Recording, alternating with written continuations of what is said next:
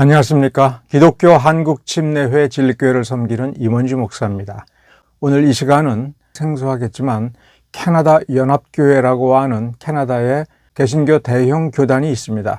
이 교단이 처음 출범할 때에 비해서 교세가 약화되었으며 그 원인이 어디에 있다라고 하는 분석하는 동영상이 있습니다. 그래서 과연 그러한가 뿐만 아니라 우리 한국 교회가 앞으로 어떻게 우리의 진로, 우리 교회의 진로를 잡아야 될 것인가, 어떻게 해야 될 것인가, 각 교회, 교단이 가지고 있는 정체성은 어떠해야 되는가에 대해서 준비했습니다. 기본적인 몇 가지 질문들, 여러 가지 질문들을 AI에게 질문을 하고 AI는 이미 알려져 있는 여러 가지 데이터들을 수집하고 그 질문의 핵심에 맞추어서 정리를 하는 이 부분을 한번 이용해 보기로 했습니다. 그래서 AI에게 묻고 AI의 답변을 들어보고 그 답변이 과연 만족스러운 것인가를 분석해 보는 또 하나의 방식을 테스트해 보는 동영상이기도 합니다. 여러분들에게 많은 도움이 되었으면 좋겠습니다. 이 주제를 왜 다뤄야 되는가? 캐나다 연합교회는 어떤 교회인가? 몇 가지 단서들을 찾아서 그 단초들을 따라서 아래와 같이 5가지 주제를 다뤄보도록 하겠습니다. 장동민 백석대 교수님의 이 글은 2025년 6월 19일에 발행된 기사입니다. 장동민 교수의 한국교회사 12장면 그리고 부제는 한국 진보적 교회 시작. 기사의 제목은 1925년 출범한 캐나다 연합교회 교단이라고 생각을 하시면 됩니다. 교파가 아니라 교단입니다. 캐나다 연합교회는 한국 진보주의 신학의 뿌리, 이렇게 달았습니다. 기사를 한번 보겠습니다. 꼭 100년 전인 1925년은 한국 교회를 형성하는 데에 결정적 전환점이 된 3가지 역사적 사건이 일어난 해다. 첫째, 조선 공산당 창립. 한국 교회에 왜 중요하냐? 지금 대한민국 교회의 전반적인 특성 중에 하나는 반공적 이데올로기가 매우 강한 교회가 된 것입니다. 둘째는 미국 테네시주의 원숭이 재판이 있었던 스콥스 재판이라고 하는 이 재판 때문에 미국 사회가 진보주의와 근본주의로 분열이 된 것처럼 이것이 이후 한국 교회가 전반적으로 근본주의적 성향을 갖게 된 매우 중요한 기점이 또한 1925년이라고 하는 겁니다. 세 번째가 캐나다에서 장로교회와 감리교회, 회중교회가 통합해 캐나다 연합교회라고 하는 교단이 시작이 된 것입니다. 이 세 번째 사건에서 한국 교회의 진보주의적인 교회가 등장하게 된 계기고 이 사건에서부터 시작이 돼서 여러 가지 우의 곡절을 거치면서 조선신학교가 되고 한국신학대학 한신대가 나오게 되고 기장이 분립해서 독립하는 계기가 된 것입니다. 계속해서 기사를 보겠습니다. 캐나다 연합교회는 출범 당시부터 자유주의적 성경 해석과 사회복음주의를 수용했다. 성경에 과학적 역사적 오류가 있음을 인정하고 복음의 목적을 개인의 영혼 구원이 아니라 사회개혁으로 보려는 입장이었다. 이렇게 장동민 교수님이 쓰셨습니다. 여기에서 자유주의 성경 해석은 어디서 출발을 했느냐 하면 독일에서 출발해서 유럽을 휩쓸면서 미국으로 들어오고 캐나다에도 들어왔던 것입니다. 자유주의 성경 해석은 기본적으로는 성경을 문자 그대로 믿지 않겠다는 겁니다.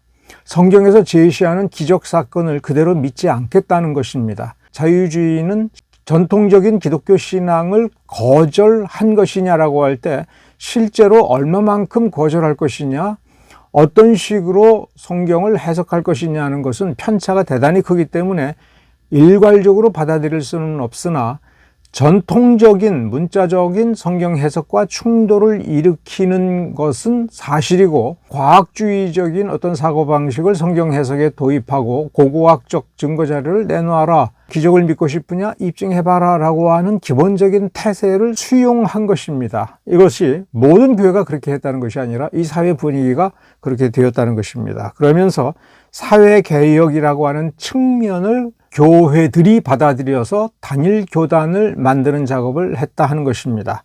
이미 한국에 선교사들이 들어와서 개신교를 전파하기 시작한 지 20에서 30년 가까이 지난 것입니다. 한 세대 뒤에 이런 일이 벌어져서 문제는 함경도와 간도, 압록강, 두만강 북쪽에 집중적으로 선교 활동을 한 것이 캐나다 장로교회입니다. 교단이 캐나다 연합교회로 흡수됨으로써 이 선교부도 그쪽으로 흡수되고 캐나다 연합교회 선교부의 지휘, 감독, 지원을 받으면서 캐나다 선교사들의 그 신학 사상에 중대한 변화가 좀 더 노골화된 것이지요. 여기 자유주의 성향이 강화된 연합교회의 신학과 선교 전략에 노출되었다.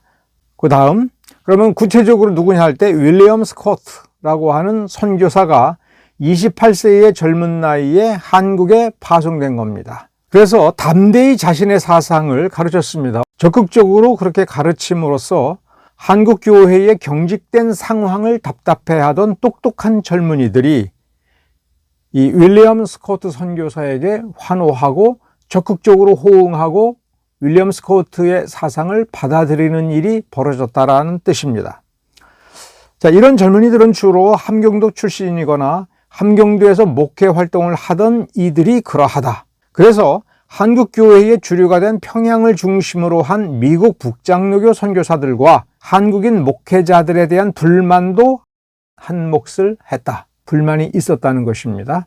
여기서 장동민 교수님이 중요한 지적을 하나 하는데, 그렇다면 자유주의적 성경 해석을 받아들였으면 윌리엄 스코트가 정말 자유주의 신학자로서 성경의 이적과 예수님의 신성 같은 것, 동정녀 탄생을 부인했느냐? 그러면 윌리엄 스코트를 따르는 한국 목회자들과 신학자들이 부활이나 동정녀 탄생과 같은 초자연적 가르침을 믿지 않았던 것은 아니었다. 믿기는 했다. 장동민 교수님이 지적한 것은 진보주의적 영향을 받은 한국인 사역자들과 좀 더 긴밀하게 대화하고 상호 이해하는 그런 노력과 시간, 여유를 가졌어야 되지 않겠는가 라고 반성적으로 회고해 보는 겁니다. 그러나 실제 역사는 1930년대에 30년대니까 캐나다 연합교회 교단이 출범한 지 10년쯤 뒤에 평양신학교가 압승을 하고 한국교회는 엄밀한 개혁주의, 엄밀한 보수주의 신학 전통을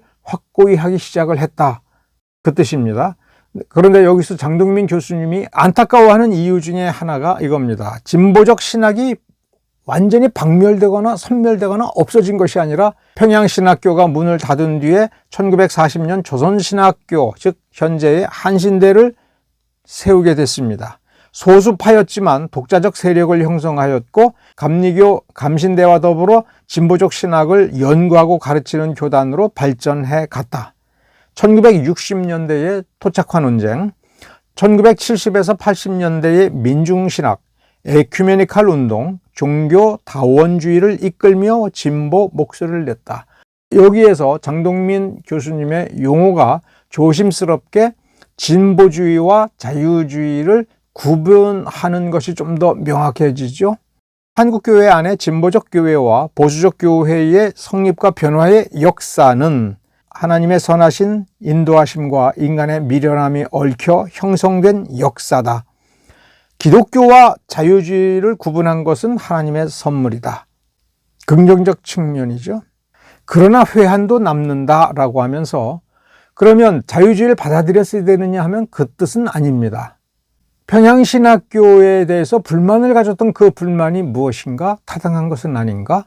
윌리엄 스코트의 영향을 받았다라고 할 때 그것은 정통적 장로교, 북장로교, 그리고 평양신학교를 중심으로 한 그 보수주의적인 엄밀한 개혁주의의 한국적 상황에서의 부족한 부분을 채우는 방향으로 작동했으면 어땠을까라고 하는 회한인 것입니다. 더욱 풍성한 신학적 대화의 가능성이 있었음을 아쉽게 돌아보게 된다.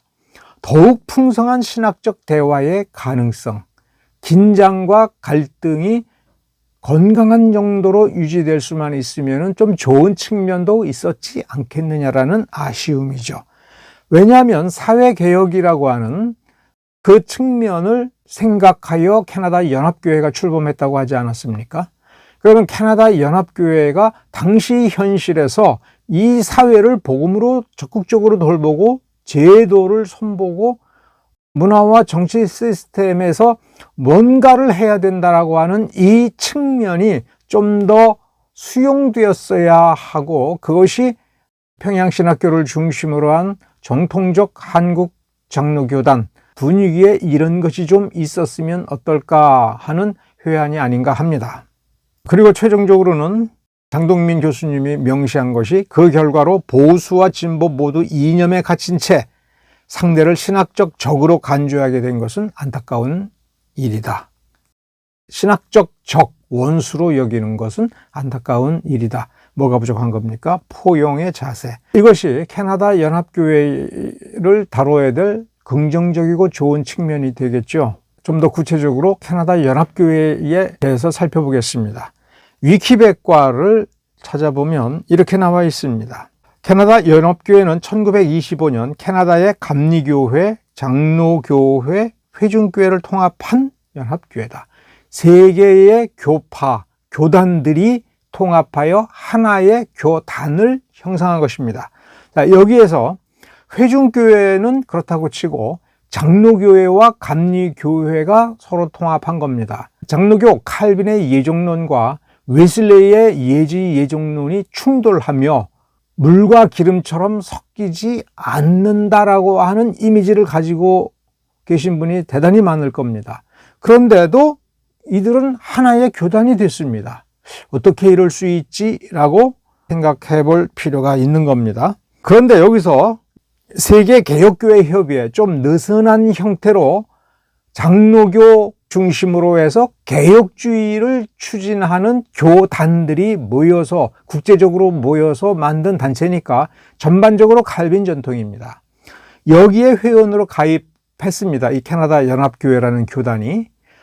또 동시에 세계 감리교 협의회의 회원 교단이기도 합니다. 캐나다 연합교회의 정체성이 굉장히 궁금해지죠. 현재 교세는 38만 8천 명. 위키백과에 나와 있는 숫자입니다.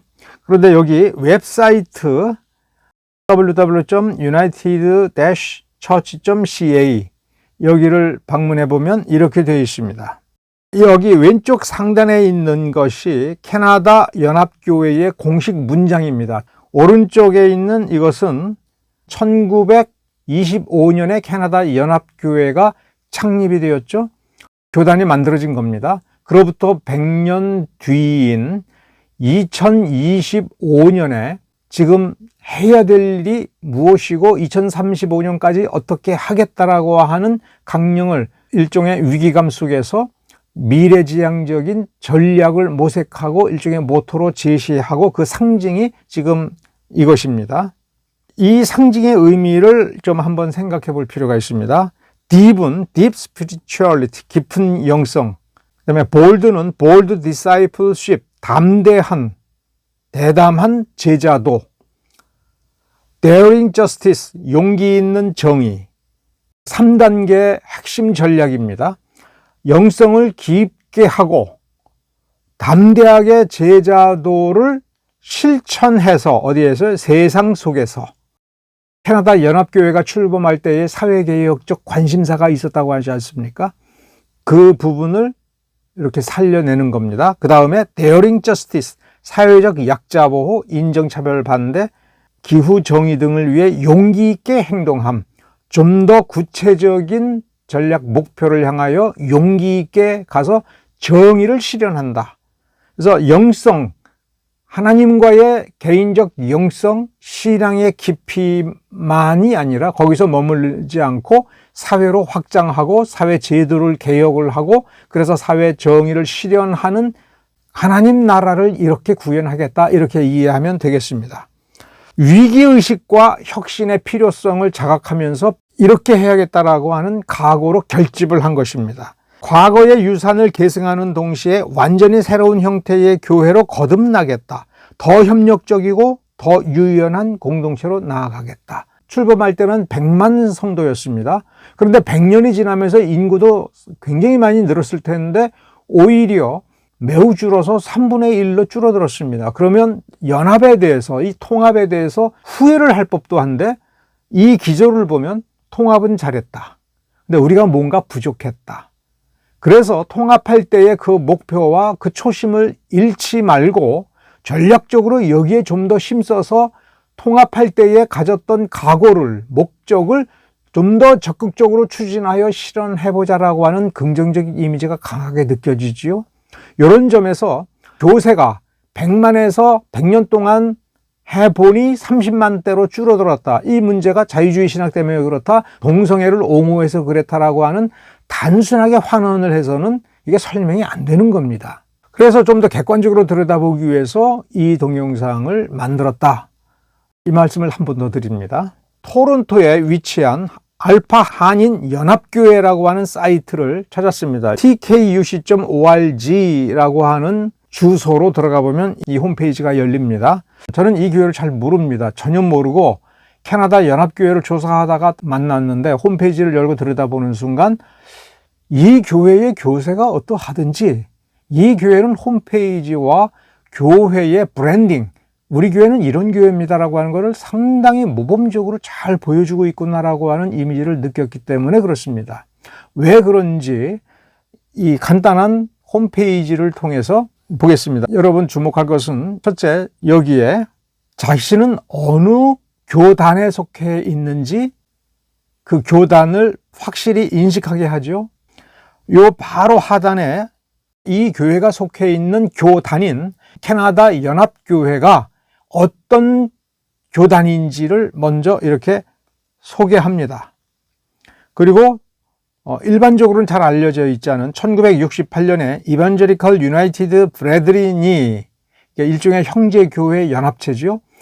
1968년에 이 교단이 들어와서 4개 연합교단이 되었다라고 하는 교단적 정체성과 이 교회의 정체성, 그리고 신자의 정체성은 이렇게 하나로 연결되어 있다라고 하면서 18, 19세기 캐나다 교회들은 여러 교파의 분열과 경쟁으로 큰 혼란에 빠져 있을 때에 용기 있게 하나로 통합해서 하나가 되었다. 이거를 이 홈페이지의 제일 첫 번째 문단으로 제시를 하고 그러면서 이 캐나다 연합교회의 전통과 지향점, 중심 정책 이것을 제시합니다. 그러면서 한국에 어떤 기여를 했는가, 한국이 일제의 식민지 통치를 당할 때에 독립운동에 얼마나 열정적으로 기여를 했는가, 이건 독보적이다. 이것을 제시하고 있습니다. 그리고 현재 이러이러한 도시에 12개의 한인연합교회가 있습니다 라고 하면서 다른 지역에 있는 형제교회들을 이렇게 소개를 하고 있죠. 그 다음에 비로소 여기 이 하단에 알파 한인교회가 어떻게 시작이 됐는가? 1967년에 토론토 최초의 한인교회인 토론토 한인연합교회에서 시작을 하다가 알파 한인교회로 이름을 바꿨다. 그러면서 50년의 역사 동안 한국의 인권과 민주화, 토론토 지역사회와 한인사회, 캐나다 연합교회를 위해 공헌하였고, 무엇을 먼저 제시합니까? 한국의 인권과 민주화, 이런 부분에 상당한 자부심을 가지고 있죠. 그런데 여기에 놓치기 쉬운 부분이 연합교단의 새로운 시스템 레지온이라고 하는 지역별로 시스템을 바꿨다라는 겁니다. 클릭해서 보면 이렇게 나옵니다. 여기 설명을 보면 그동안 우리가 이 알파 한인 연합교회가 속해 있던 캐나다 연합교회가 오랫동안 교회 조직을 바꾸기 위하여 전력을 다하여 드디어 2019년 초부터 캐나다 연합교회 토론토 연회와 토론토 동남부 노회는 없어졌고 동시에 전국을 16개 레지온으로 바꾸어 지교회들이 목회하게 됩니다. 지도를 교회 홈페이지에 올리고 레지온 10에 소속이 되어 있고, 이런 식으로 평신도들이 유기적으로 활동할 수 있게끔 개방되어 있습니다. 그런데 여기서 흥미로운 건 이겁니다. 2019년에 토론토 연회가 있고 토론토 동남부 노회가 있었습니다. 연회는 감리교 용어입니다. 노회는 장로교 용어입니다. 1925년에 장로교, 감리교, 회중교회가 합쳐서 하나의 교단을 만들었다고 했죠. 그런데 지역에 보면 연회는 살아있었고 노회도 살아있었습니다. 지나친 중복은 이미 해소를 했겠지만 중심적인 것은 감리교 뿌리를 둔 교회들은 어느 정도 여태까지 감리교적으로 해왔고, 장로교 뿌리를 둔 교회들은 장로교적인 방식으로 자기네들끼리 노회를 구성하고 유지했고, 100년 가까이 되어서야 비로소 캐나다 연합교회 고유의 지방 시스템을 완전히 정비를 했다는 겁니다. 여기서 뭘 느낄 수 있습니까? 인내력이 대단하다. 100년이 지나면서 3세대, 4세대가 지나가면서 자연스럽게 행정을 조절할 수 있는 그 상태까지 왔든지, 너무 늦더라도 지금이라도 하자라고 하면서 바꾼 것입니다. 중요한 것은 앞 세대에서, 그 앞에 세대에서, 혹은 하나의 단일 교단으로 출범한 1920년대에 행정적으로 책상에 앉아서 종이를 놓고서 만들 수 있으면 얼마든지 쉽게 만들었을 이 지역 통합, 조절, 이거를 그때 하지 않았다는 것. 복음이 사회 속에 들어가야 된다. 그래서 공헌을 해야 된다라고 하는 이 정신이 아직도 얼마나 강력하고 유효한 자부심으로, 자존감으로 남아있는지 확인할 수가 있는 겁니다. 자, 이제 좀 더 구체적으로 이제 분석을 해보겠습니다. AI에게 묻고 AI가 제시한 답변이 과연 얼마나 올바르고 유효한가라고 하는 것을 공부해 본다. 이렇게 생각해 보면 좋을 것입니다. 자, 1절, 캐나다 교회들의 통합 계기와 통합 과정. 조금 전에 한인연합교회에서 간략하게 한 줄로 나온 그 부분을 보는 겁니다. AI가 이렇게 대답을 했습니다. 1925년 6월 10일 캐나다의 주요 개신교 교파들의 신학적, 행정적 차이를 극복하고 하나로 합쳐진 세계 최초의 교파 간 유기적 통합의 산물, 장로교, 감리교, 완전히 기질이 다른데 하나가 된 거고, 거기에 또 회중교회까지도 가세해서 통합이 됐습니다. 당시에 장로교회의 약 70%가 가담했고 30%는 잔류를 해서 지금까지도 캐나다 장로교단, 캐나다 장로교회라고 하는 교단으로 존속하고 있습니다. 통합의 주요 계기를 AI가 이렇게 대답합니다. 광활한 영토와 자원 낭비를 방지하기 위해서 좁은 마을에 인구가 별로 없는 산간 벽지에, 우리식으로 하면 산간 벽지에 아주 작은 마을이 있는데 교회가 3개가 들어가서 경쟁할 필요가 있는가? 여기에 대한 회의를 하면서 실용적 공감대가 형성이 된 겁니다. 이걸 지금 우리의 기준으로 옳으냐 그러냐, 마을에 장로교회도 있고 감리교회도 있고 침례교회도 있으면은 좋은 것 아니냐라고 하는 것은 지금 우리 생각이고, 당시의 캐나다인들은 그런 필요성을 못 느낀 거죠. 물론 세심하게 생각을 해보면 장로교, 감리교, 침례교회, 회중교회 이렇게 4개 교회가 있을 때 우리가 도대체 뭐가 다르길래 교회가 3개인가? 이런 정도로 상당 부분 비슷해졌다라고 하는 추측을 해볼 수가 있습니다. 그래서 비슷한 교회, 똑같은 교회가 왜 3개지? 근데 간판만 다르고 뭐가 다르지? 그럼 그냥 하나로 만들면 되지 않을까라고 하는, 어차피 예수 믿는 건 똑같고 성경을 우리가 같이 보고 성경을 믿고 성경의 가르침을 따라서 사는 것이 다 똑같은 목표라면 우리가 굳이, 사람도 적은데 굳이 3개의 교회를 이 작은 마을에서 유지하는 것이 뭐가 필요해? 이런 생각이 한국에도 와가지고 선교지 분할 정책으로 나타난 것이죠.